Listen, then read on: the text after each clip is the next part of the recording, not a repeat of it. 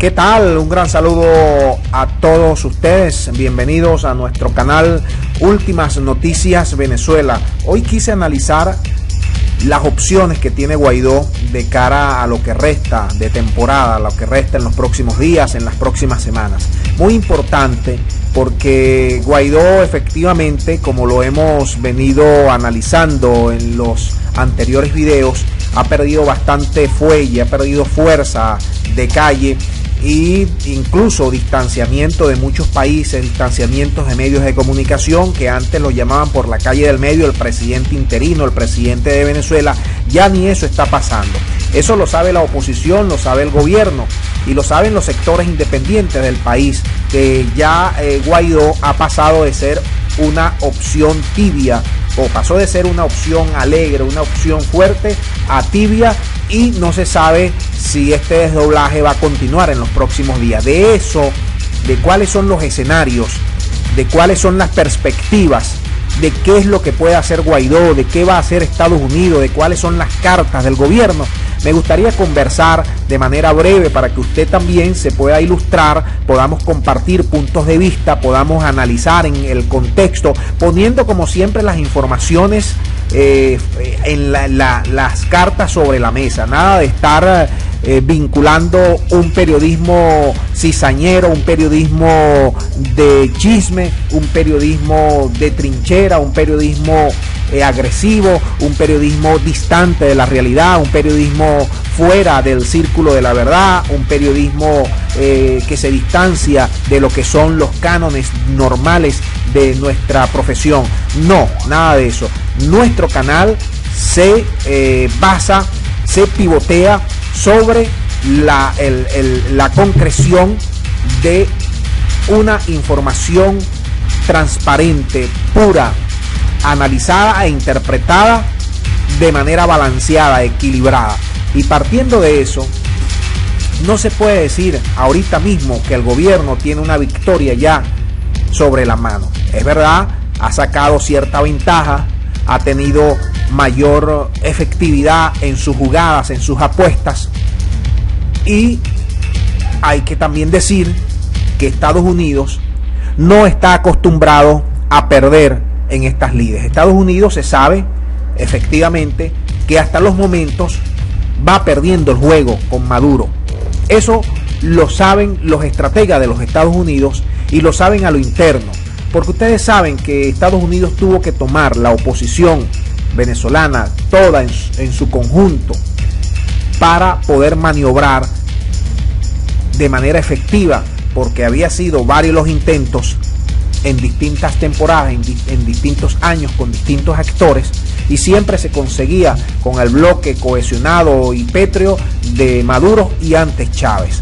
Ahora su jugada fue fuerte, su jugada fue diferente, colocaron allí a Guaidó, empezaron a mover los hilos, se nuclearon de todo un aparataje internacional diplomático y lanzaron la apuesta de derrocar, de deponer a Maduro. Eso ha estado hasta los momentos, no ha dado resultado. Sí, es verdad, hay ciertos avances y en ese sentido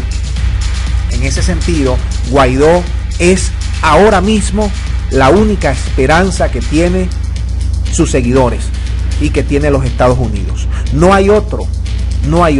La oposición venezolana en su conjunto prácticamente está quemada, está aislada, y además es una guerra allí interna de caimanes que se están devorando entre ellos. Entonces, para aquellos que han venido criticando, que le han venido pidiendo concreción, acciones a Guaidó, se equivocan en la estrategia, se equivocan en la táctica, porque Guaidó es un emisario de los Estados Unidos. Guaidó lee un libreto que le es dictado desde los Estados Unidos, y él por sí solo no puede decir: hoy, tal día, vamos a pedir, por ejemplo, la opción militar. Vamos a forzar a la Asamblea Nacional a que autorice una opción militar si Estados Unidos previamente no lo ha conversado con él, no se lo ha dictado y no se lo ha aprobado. No lo puede hacer.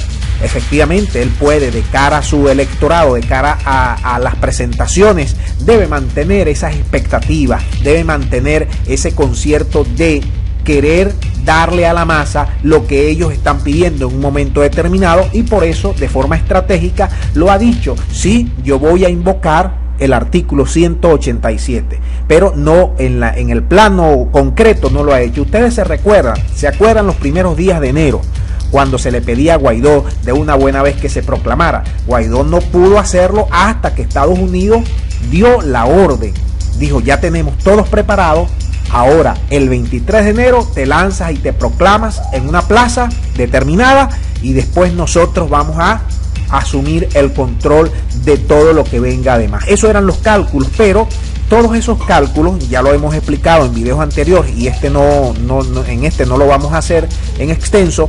Todos esos cálculos fallaron y facilitaron ahora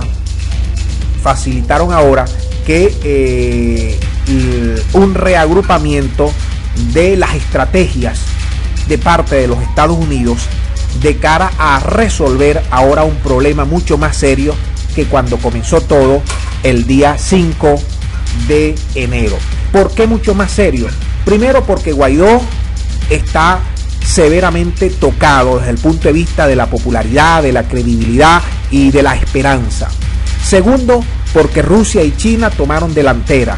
Ya están aquí en Venezuela, ya no es una mera declaración, ya no es un mero principio, ya se metieron aquí en Venezuela, ya hay militares rusos y hay militares chinos aquí en Venezuela, y desde el punto de vista diplomático le han dicho claramente a Estados Unidos que van a defender el país.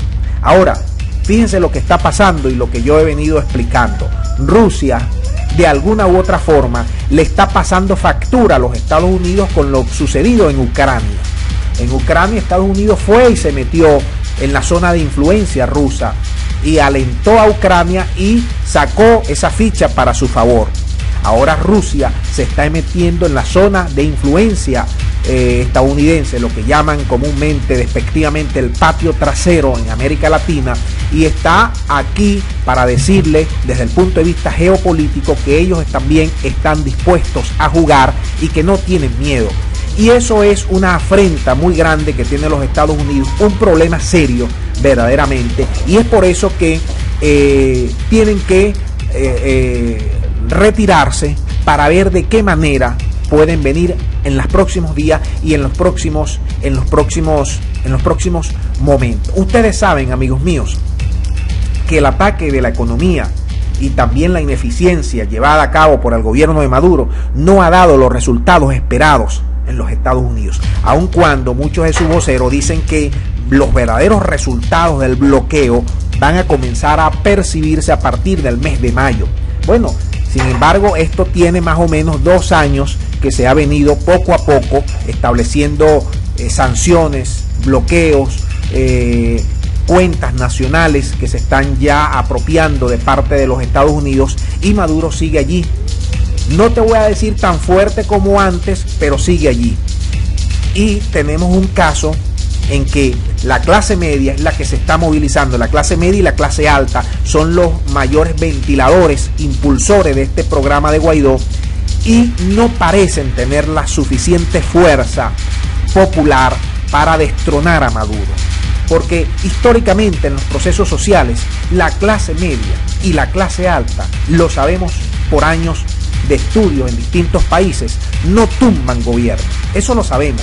Ahora, aquí en Venezuela, eso probablemente sea lo mismo, no va a ser diferente. Eso también es un tema que Estados Unidos, una variable que Estados Unidos tiene allí sobre la mesa. Tiene varias variables que ellos saben efectivamente que no les está dando los resultados adecuados, y allí entonces es que planteamos cuáles serán las estrategias a seguir los próximos días. Guaidó está tirando pinceladas, pero Guaidó lo que está es ganando tiempo para tener a la mano las estrategias, las armas para jugar los próximos días, porque él se sabe disminuido, se sabe que está perdiendo el juego y que tiene que buscar fórmulas adecuadas para enfrentarse de tú a tú con fuelle suficiente, como lo hizo desde el 5 de enero, a Nicolás Maduro. Hasta los momentos, Estados Unidos al menos no ha dado un atisbo de cuáles serían esas estrategias, pero sí hay ciertas pinceladas, como por ejemplo, personalizar ahora el hecho de los militares, la comunicación directa con los militares, con Padrino y con todo este grupo, tratando de convencerlos, tratando de manipularlos, tratando de que caigan en sus redes o en su juego. Eso parece ser no va a dar resultado, pero es apenas un iceberg que comenzamos a ver en estos últimos 2-3 días, sobre todo de parte de algunos de los voceros estadounidenses, porque ahora mismo la opción de la fuerza, del uso militar, del uso de la invasión, como se conoce, parece congelada en los Estados Unidos, parece congelada. No es posible que esto tenga mucha fuerza, porque en Estados Unidos a lo interno hay también problemas que pasan, digamos, problemas mucho más serios que estar atendiendo solamente a Venezuela. Está la guerra comercial con China, está el Medio Oriente, está Siria, está Libia, que se está levantando con mucha fuerza. Hay otros escenarios que no necesariamente pasan por Venezuela, y eso también juega un factor importante a favor de Maduro. Y además hay que colocar allí el tema electoral, las agendas electorales que se están marcando ahorita mismo en los Estados Unidos. Entonces, hay que ir perfilando, hay que ir viendo cuál es el perfil, el nuevo perfil que le va a dar Estados Unidos, porque no creemos que tenga mucho tiempo. Esto, el crédito a Juan Guaidó se le está agotando, y él lo sabe, y necesita un empujón, necesita unas nuevas estrategias para ver de qué manera renace y de qué manera insufla esperanzas a sus seguidores. Porque el tema del 187, del artículo 187, por ejemplo, ha quedado prácticamente de lado luego de la declaración de Elliot Abrams de decir que no podían autorizar, o no sería bueno que ahorita mismo se aplicara ese artículo, se autorizara, porque no están las condiciones. No están las condiciones. Y además está el tema de cuánto tiempo va a durar Guaidó en la calle antes de que el gobierno decida el momento político adecuado para ellos y buscarlo apresar. Entonces, ¿a quién más le conviene? ¿A quién mejor? Este es en la agenda política. Uno tiene que hacer el análisis viendo qué tienes a favor y qué tienes en contra. Y en este plano, la pregunta es, ¿a quién conviene que Guaidó esté preso o esté en la calle? Vamos a sacar cuentas. Si el gobierno lo apresa, efectivamente estaría metiéndose un autogol, vamos a decirlo así. En estas actuales circunstancias, meterlo preso es como darle combustible a Guaidó para que él renazca, y darle, digamos, armas al enemigo para que ellos puedan entonces perfilar mejor su estrategia de cara a los meses siguientes. Ahora, un Guaidó libre le conviene mucho más al gobierno, porque juega su desgaste, porque juega a los propios errores de Guaidó, y porque juega a la desilusión de su electorado, de su base social, de su base de seguidores, que ya está bastante mermada. Eso lo sabemos. Entonces, por ese lado, hay que suscribirnos también a lo que dijo recientemente Diosdado Cabello, que manifestaba que los tiempos, que había que darle tiempo al sistema judicial para ejecutar la medida. Y ahí está muy claro, el gobierno no se va a apresurar, aparentemente el gobierno no se va a ir de bruces, porque le conviene este juego, le conviene que Guaidó siga libre, desgastándose, consumándose lentamente, y ellos esperar entonces su tiempo, su momento. Tal vez este año no sea para Guaidó, probablemente, para apresar a Guaidó. Tal vez Guaidó se vaya, como nosotros lo hemos venido planteando, y no sea necesario apresarlo. Tal vez el gobierno lo va a dejar tranquilo para que precisamente forzar su salida ante ante el descalabro mismo desde el punto de vista político de Guaidó. Eso está allí en el ambiente. Y ahora el punto que introdujo una vez más el presidente Maduro, no podemos desconectarlo de la realidad, que es el punto de la negociación. ¿Hasta qué punto Estados Unidos, con la gente de Guaidó, están dispuestos a ceder momentáneamente para sentarse en una mesa de negociación con Nicolás Maduro allí en el poder? Esa hipótesis yo la veo bastante distante de la realidad, pero en política, quiero decirles, en política nada parece y nada es lo que es. Es decir, esto, ahorita mismo esta hipótesis, yo no la veo próspera, o no la veo que vaya a prosperar, pero puede ser, se puede enmarcar allí. ¿Por qué? Porque los Estados Unidos, desde que comenzó esta crisis, lo ha dicho claramente. Todo tiene que pasar con la salida de Maduro. Es decir, ellos no apuestan a nada diferente que no sea la salida de Maduro. Y Maduro ha dicho que él no va a renunciar, pero le tendió un nuevo puente de acercamiento a la oposición. En su discurso del día sábado les dijo: estoy dispuesto a hablar, estoy dispuesto a dialogar, estoy dispuesto a que se reactive el mecanismo de Montevideo con México, con Bolivia, con Uruguay, para sentarnos en las mesas, para hablarnos, para decirnos las cosas. En ese aspecto es simplemente una variable que está allí. Yo no creo que vaya a prosperar, pero está allí, pues juega un papel importante. Y el otro es las condiciones de Estados Unidos para seguir avanzando con Guaidó. ¿Qué más le va a exigir a Guaidó? Guaidó ya no tiene discurso. Guaidó está desnudo del discurso. Si ustedes, digamos, si nosotros nos ponemos a analizar el discurso de Guaidó el día sábado, un poco más de media hora o de 20 minutos, un discurso, podríamos decir, poco coherente, que no invita efectivamente a la ilusión, que lo que está es comprando crédito, ganando tiempo, tratando de avanzar, de raspillar tiempo de manera desesperada para esperar una nueva estrategia de parte de los Estados Unidos, sabiendo que mientras más transcurran los días, mientras llamen a marcha, a concentraciones, su tiempo se sigue agotando y la gente se va a ir desligando efectivamente.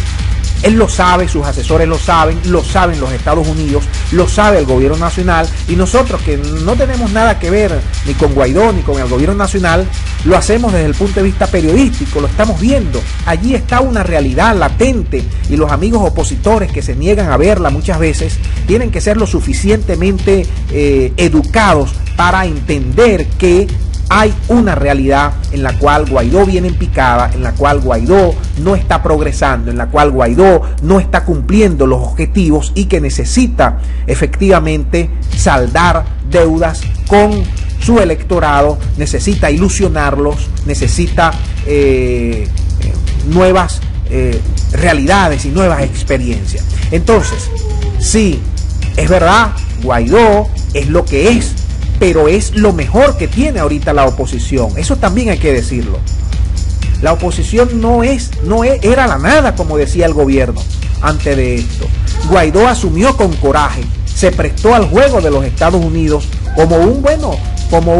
puede ser visto como un emisario, puede ser visto como un títere, puede ser visto como un mercenario de cara al sector oficial del gobierno.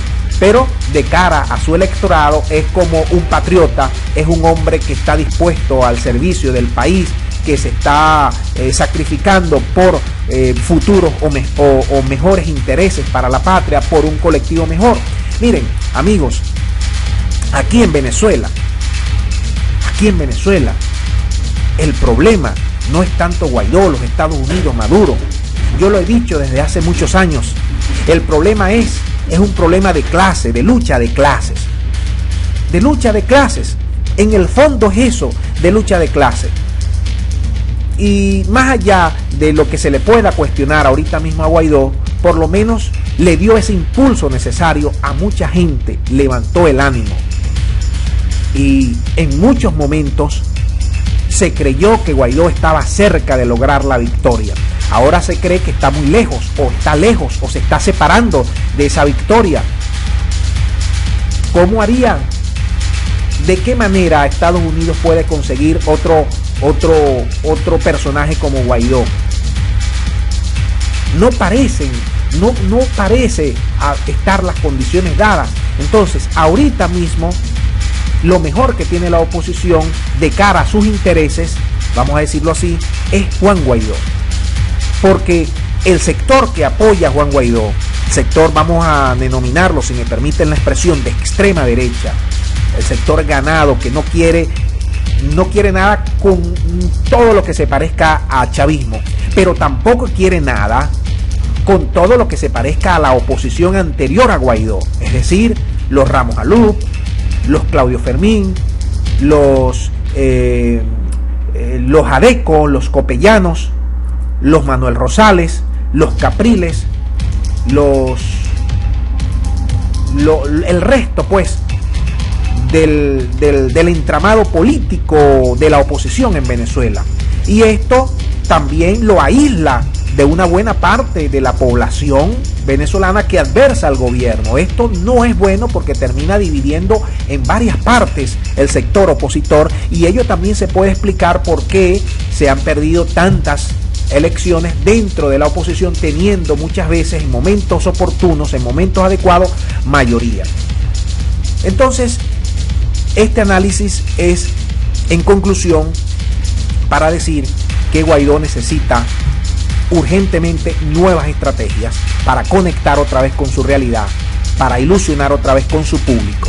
Y número dos, esas estrategias deben perfilarse para ganar tiempo.